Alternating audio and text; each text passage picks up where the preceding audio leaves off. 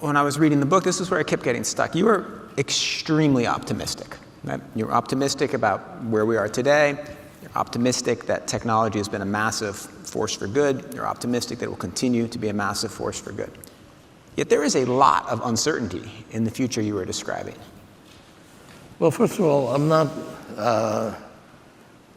necessarily optimistic. There are things that can go wrong. We had things that can go wrong before we had computers. When I was a child, atomic weapons were created, and people were very worried about an atomic war. We would actually get under our desk and put our hands behind our head to protect us against an atomic war. And it seemed to work, actually. We're still here. But if you would ask people, we had actually 2 weapons that went off in anger and killed a lot of people within a week. And if you would ask people, what's the chance that we're going to go another 80 years and this will never happen again? Nobody would say that that was true. But it has happened. Now, that doesn't mean it's not going to happen next week. But anyway, that's a great danger. And I think that's a much greater danger than computers are. Yes, there are dangers, but the computers will also be more intelligent to avoid kinds of dangers. Yes, there's some bad people in the world, but I mean, go back 80, 90 years, we had 100 million people die in Asia and Europe from World War II. We don't have wars like that anymore. We could, and we certainly have the atomic weapons to do that. And you could also imagine computers could be involved with that. But if you actually look, and this goes right through War and Peace. First of all, if you look at my lineage of computers, going from tiny fraction of one calculation to 65 billion, that's a 20 quadrillion-fold increase that we've achieved in 80 years. And look at this, US personal income. This is done in constant dollars, so this has nothing to do with inflation. And this is the average income in the United States. It's multiplied by about 100-fold. And we live far more successfully if you actually, people say, oh, things were great 100 years ago. They weren't.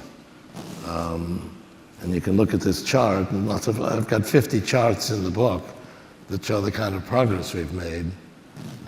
Number of people that live in dire poverty has gone down dramatically.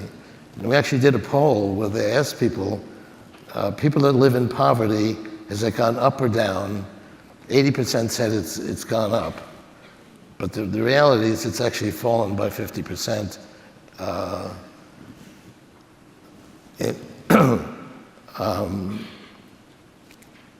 in the last 20 years.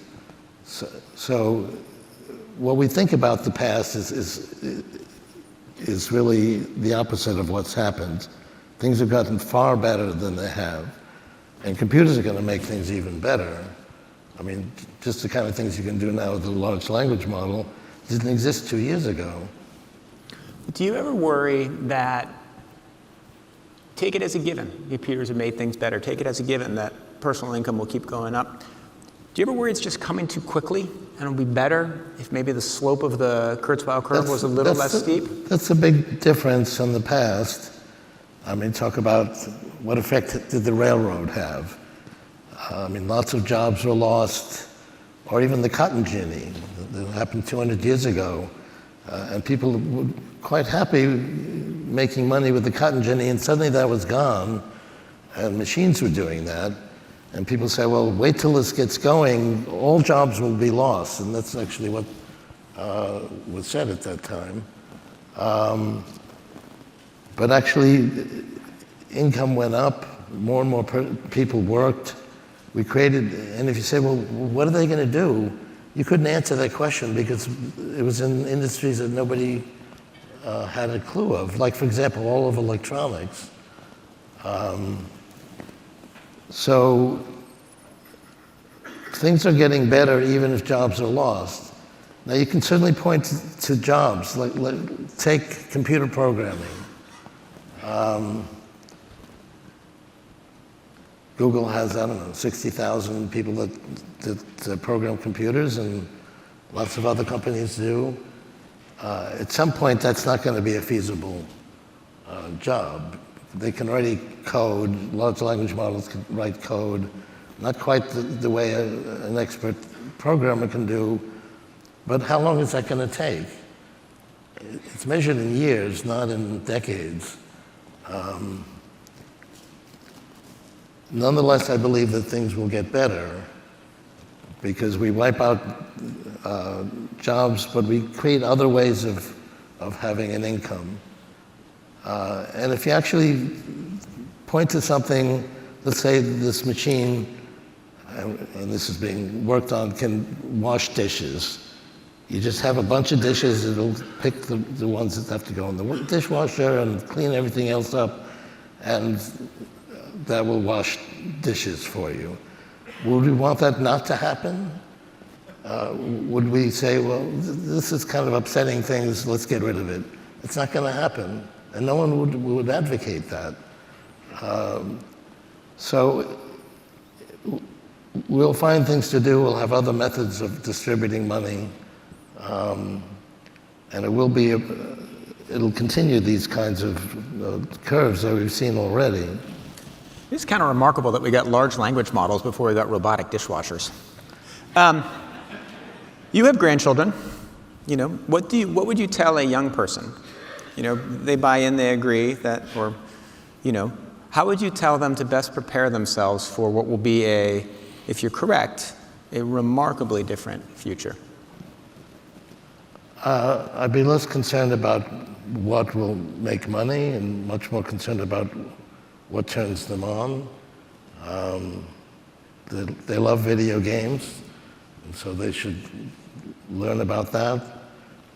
They should read literature that turns them on.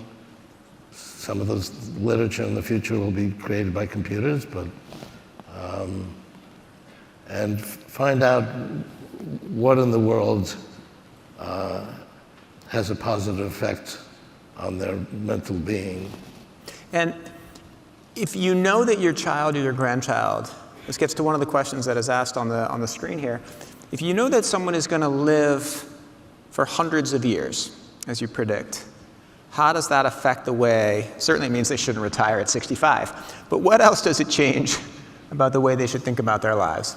Well, I talk to people and they say, well, I wouldn't want to live past 100, or maybe they're a little more ambitious to say, I don't want to live past 110.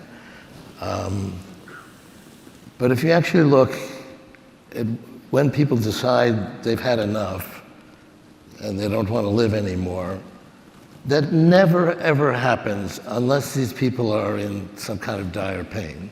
They're in physical pain or emotional pain or spiritual pain or whatever, and they just cannot bear to be alive anymore. Nobody takes their lives other than that. And if we can actually overcome many kinds of physical problems, and cancers wiped out and so on, which I expect to happen, people will be even that much more happy to live, and they'll want to continue to experience tomorrow. And tomorrow's going to be better and better. These kinds of progress is not going to go away. So people will want to live. You know, unless they're in dire pain, but that's what the whole sort of medical profession is about, which is going to be greatly amplified by tomorrow's computers. Let me ask you a great question that has popped on the screen. This is from Colin McCabe. AI is a black box. Nobody knows how it was built. How do you show that AI is trustworthy to users who want to trust it, adopt it, and accept it, particularly if you're going to upload it directly into your brain? Well, it's not true that nobody knows how they work. Right. Most people who are using a large language model don't know what data sense went into it. There are things that happen at the transformer layer that even the architects don't understand. Right, but we're going to learn more and more about that. And in fact, how computers work will be, I think, a very common type of talent that people want to gain. And ultimately, we'll have more trust of computers. I mean, large language models aren't perfect, and you can ask it a question and it can give you something that's incorrect. I mean, we've seen that just recently. The reason we have these computers give you incorrect information is it doesn't have the information to begin with, and it actually doesn't know what it doesn't know. And that's actually something we're working on so that it knows, well, I don't know that. That's actually very good if it can actually say that, because right now it'll find the best thing it knows, and if it's never trained on that information and there's nothing in there that tells you, it'll just give you the best guess, which could be very incorrect. And we're actually learning to be able to figure out when it knows and when it doesn't know. But ultimately, we'll have pretty good confidence when it knows and when it doesn't know, and we can actually rely on what it says. So your answer to the question is A, we will understand more, and B, they'll be much more trustworthy, so it won't be as risky to not understand them? Right. Okay. You've spent your life making predictions, some of which, like the Turing test, you've held on to and been remarkably accurate. As you move from an overwhelming optimist to now slightly of a pessimist, what is a prediction? Well, my books have always had a chapter on how these things can go wrong and perils. Tell me a prediction that you are chewing over right now, but you're not sure whether you want to make it or whether you don't want to make it. I mean, there's well-known dangers in nanotechnology. If someone were to create a nanotechnology that replicates, well known as if it replicates everything into paper clips, and turn the entire world into paper clips, that would not be positive. No. And you, unless you're Staples, but then. And that's feasible. Take somebody who's a little bit mental to do that, but it could be done. And we actually will have something that actually avoids that. So we'll have something that can detect that this is actually turning everything into paper clips and destroy it before it does that. But I mean, I have a chapter in this new book, The Singularity is Nearer, that talks about the kinds of things that could happen. Oh, the